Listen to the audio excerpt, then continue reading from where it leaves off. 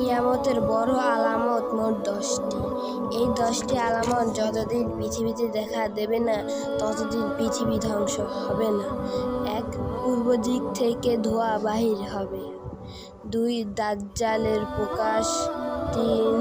দাব্বাতুল আরদ এর আত্মপ্রকাশ। 4. পশ্চিম দিক থেকে সূর্য ওঠা। 5. ঈসা ইবনে মারিয়াম রাদিয়াল্লাহু আনহু অবতরণ। 6. ইয়াজুজ মাজুজের প্রকাশ। 7. পূর্ব দিকে ভূমিধস। 8. পশ্চিম দিকে ভূমিধস। 9. আরব উপদ্বীপে ভূমিধস। 10. শেষটি হলো ইয়ামানের দিক থেকে আগুন বের হওয়া, যা মানুষকে তারে হাসরের মাঠে নিয়ে আসবে।